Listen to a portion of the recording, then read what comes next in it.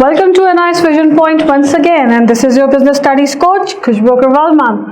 सो last के 2 lectures तो काफ़ी हेक्टिक रहे होंगे क्योंकि इसमें मैंने स्टेप्स भी बताया आपको ऑर्गेनाइजिंग का, और मैंने आपको फंक्शनल स्ट्रक्चर, डिविजुअल स्ट्रक्चर के बारे में बताया। If you have not studied those videos do have a look, okay. तो आज लेक्चर नंबर 8 इसलिए मैंने थोड़ा सा लाइट रखा है ताकि थोड़ा सा ईजी हो जाए पढ़ना आपके लिए। So let's take one easy topic which is formal and informal organization. If you remember मैंने आपको बताया था नेक्स्ट मैं आपको formal and informal organization structure के बारे में बताऊंगी। पहली चीज फॉर्मल इनफॉर्मल होता क्या है। फॉर्मल तरीका वो होता है जो हम ऑफिस में एक कहते हैं कि ऑफिस के एनवायरनमेंट में जो फॉर्मल तरीके होते हैं, जैसे कि जिसमें आप कोई भी पर्सनल बातें नहीं करते हो, ऑर्गेनाइजेशन से रिलेटेड चीजें ही डिस्कस करते हो, शेयर करते हो। एंड इनफॉर्मल क्या होता है, जहाँ पे आप एक फ्रेंड्स से बातें कर रहे हो, इम्पर्सनल बातें कर रहे हो, तो ये सारी चीजें किसमें आती है, इनफॉर्मल में आती है। तो कोई भी ऑर्गेनाइजेशन ऐसा नहीं है जहाँ पे सिर्फ और सिर्फ फॉर्मल बातें की जाए। ऑर्गेनाइजेशन में अगर फॉर्मल स्ट्रक्चर है तो उसके साथ साथ इनफॉर्मल स्ट्रक्चर भी क्या होता है, ऑटोमेटिकली जनरेट होता है। So let's see what is formal organization, okay. Formal organization refers to the officially established pattern of relationships among departments. So formal organization में basically क्या किया गया है, एक official relationship होती है, समझ रहे हो। official word यहाँ पे यूज किया गया, जैसे कि अलग अलग departments में official relation है, divisions में official relation है, individuals जो organization में काम कर रहे हैं उनके बीच में क्या है, official relations है, right। and basically यहाँ motive क्या है कि हमारा जो भी गोल है, जो हम अचीव करना चाहते हैं, उस गोल को हम क्या कर सके, अचीव कर सके। और उस गोल को अचीव करने के लिए भी एक प्रॉपर स्ट्रक्चर क्या किया गया है, डिजाइन किया गया है। In other words formal organization clearly spells that, just a moment, okay, so we were here. In other words, formal organization clearly spells that a person has to do. So exactly हमें ये बता रहा है formal structure में कि exactly उस person को क्या काम करना है, what he has to do, from who he has to take orders, किससे उसको ऑर्डर्स रिसीव कर रहे हैं। तो फॉर्मल स्ट्रक्चर हमें एक फॉर्मल तरीके से बता रहा है कि आपका बॉस कौन है, आपको किससे ऑर्डर्स रिसीव करने हैं। बॉस को भी पता है कि उसको किसको ऑर्डर्स देने हैं, राइट। देन एग्जैक्टली हमें बताता है कि हमें क्या काम करना है, what are the work and duties that we have to perform, right.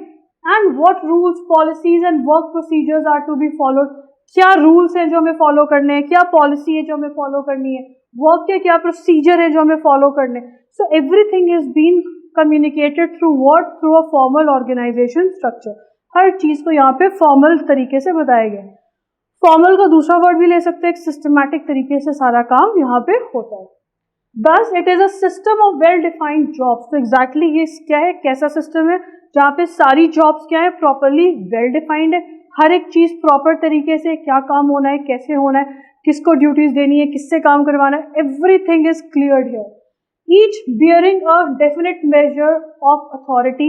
हर एक चीज में हमें ये भी पता होगा कि किसके पास कितनी अथॉरिटी होनी चाहिए उस काम को करने के लिए, रिस्पॉन्सिबिलिटी कितनी होनी चाहिए, और कौन सा पर्सन अकाउंटेबल होगा। अकाउंटेबल का मतलब क्या होता है, आंसरेबल होगा, जवाबदेही जिसकी होगी। This promotes order and facilitates planning and controlling function. ना इसी से सारे ऑर्डर्स जनरेट हो रहे हैं। यहाँ पे ऑर्डर का मतलब ये नहीं कि ऑर्डर देना, ऑर्डर का मतलब यहाँ पे होता है, if you remember the principle, there is a proper place for everything and everyone. इससे क्या होगा, हर चीज सिस्टमैटिक तरीके से होगी, जो चीज जहां होनी चाहिए वहां होगी, राइट। एंड प्रॉपर तरीके से प्लानिंग और कोऑर्डिनेशन के कंट्रोलिंग के फंक्शंस क्या हो पाएंगे, परफॉर्म हो पाएंगे। तो आपने जो प्लान किया है वो सही तरीके से ही एग्जीक्यूट हो पाएगा, और उसको आप तभी कंट्रोल कर पाओगे जब फॉर्मल स्ट्रक्चर आपका क्या होगा, परफेक्ट होगा। Okay, let's talk about informal. Informal organizations on the other hand refers to relationship between individuals in the organization. तो इनफॉर्मल ऑर्गेनाइजेशन का मतलब क्या होता है ना, इंडिविजुअल्स की अपनी खुद की रिलेशनशिप। अगर जब आप स्कूल जाते हो तो स्कूल में ये थोड़ी पूरे दिन बैठ के पढ़ते रहते हो, स्कूल जाते हो तो फ्रेंड्स भी चाहिए, राइट, जिससे आप बातें कर सको, चीजें शेयर कर सको, राइट। सो वैसे ही इंडिविजुअल्स जो होते हैं ऑर्गेनाइजेशन, वो अपने हिसाब से, अपने एटीट्यूड के हिसाब से, अपनी लाइक्स एंड डिसलाइक्स के हिसाब से जहाँ से वो आ रहे हैं उसकी सोसाइटी से, अपने इमोशनल नीड्स के अकॉर्डिंग क्या करते हैं, स्पॉन्टेनियसली इनफॉर्मल ऑर्गेनाइजेशन को डेवलप करते हैं। It represents natural grouping of people, मतलब इनफॉर्मल क्या है, जहाँ पे लोग नेचुरली क्या कर रहे हैं, ग्रुप बना रहे हैं वर्क में, जहाँ पे मतलब बेसिकली यहाँ पे अगर हम बात करें तो फॉर्मल ऑर्गेनाइजेशन की जो कमियां हैं उसी को पूरा करने के लिए क्या जनरेट होता है, इनफॉर्मल। फॉर्मल में सिर्फ आप वर्क रिलेटेड बातें कर सकते हो, लेकिन इनफॉर्मल में जब फॉर्मल से हट के जब आप बातें कर रहे हो ऑर्गेनाइजेशन में तो उसको क्या बोला जाएगा, informal. The formal organization does not provide opportunity to members to exchange personal views, जैसा मैंने आपको बताया। फॉर्मल ऑर्गेनाइजेशन में किसी को ये अपॉर्चुनिटी ही नहीं मिलती है कि वो क्या कर सके, अपने व्यू पॉइंट्स वगैरह एक्सचेंज कर सके, राइट, अपने एक्सपीरियंसेस शेयर कर सके, या फिर इनफॉर्मली क्या कर सके, आपस में इंटरैक्ट कर सके ना। इसी इंटरेस्ट को पूरा करने के लिए ये भी क्या है, ज़रूरत है। हर कोई, हम रोबोट्स नहीं है, right, we are human beings. हम कहीं जाते हैं तो हमें बात करनी है लोगों से, हमें इमोशंस भी शेयर करने होते हैं, हमें बॉन्डिंग भी बनानी होती है, राइट। सो ये हमारे इंटरेस्ट के लिए, हमारे फायदे के लिए है, राइट। कहीं पे भी अगर आप जाओगे, अगर आप रोबोट की तरह काम करोगे तो you can not survive there. आपको एक चाहिए, you need the feeling of belongingness there.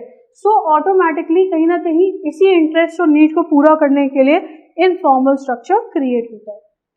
In fact informal organization comes into being because of the limitations of the formal structure. Again I told you the same thing, formal structure की जो limitations हैं कहीं ना कहीं उनको ही पूरा कर, मतलब उनकी limitations को cover up कर रहा है कौन, informal organization structure, and ये दोनों आपस में क्या है, interlinked है।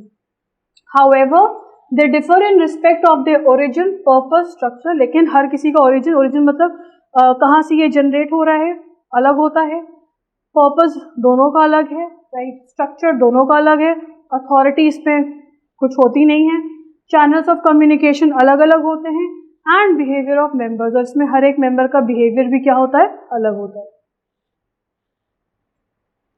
Now let's see the difference between formal and informal organization. Okay, formal. अब फॉर्मल कौन बनाता है, कहाँ से क्रिएट होता है, टॉप लेवल मैनेजमेंट से। इनफॉर्मल ये टॉप मैनेजमेंट से नहीं बनता है, ये लोगों की नेचुरल डिजायर, उनकी खुद की इच्छा से, अपने लोगों से जिनसे वो एसोसिएट कर सकते हैं उनसे साथ बनता है। Formal, it is created to get the jobs of an organization perform in a planned and systematic manner. Formal क्यों बनाया गया है, ताकि ऑर्गेनाइजेशन में जो भी जॉब्स वगैरह हैं उसको एक प्लान तरीके से और सिस्टमैटिक तरीके से परफॉर्म किया जा सके। लेकिन इनफॉर्मल में क्या है, it is formed to satisfy those needs of members which cannot be satisfied through formal organization। तो फॉर्मल में इनफॉर्मल में एग्जैक्टली जो फॉर्मल में जो कमियां हैं, जो चीज़ें फॉर्मल में पूरी नहीं हो सकती, जिनसे लोग सेटिस्फाई होते हैं, उसको करने के लिए वो क्या कर रहे हैं, इनफॉर्मल स्ट्रक्चर क्रिएट कर रहे हैं। It is managed by officially appointed managers. By formal कौन करता है, फॉर्मल कॉन्वर्सेशंस के लिए, स्ट्रक्चर के लिए हम अपॉइंट करते हैं किसको, मैनेजर्स के लिए।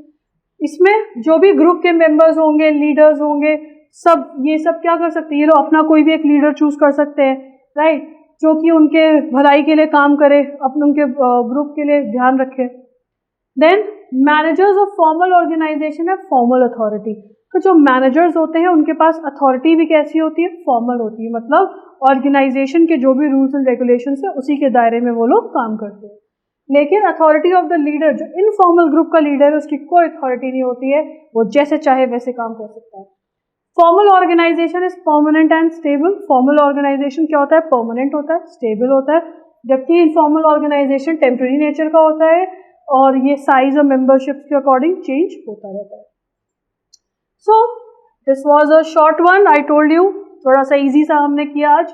Thank you so much. I hope you would have understood it. If you have any queries, you can call at this number 73805-15253. And this is our NIS website, www.nisvisionpoint.co.in. Have a blessed day ahead. God bless you all.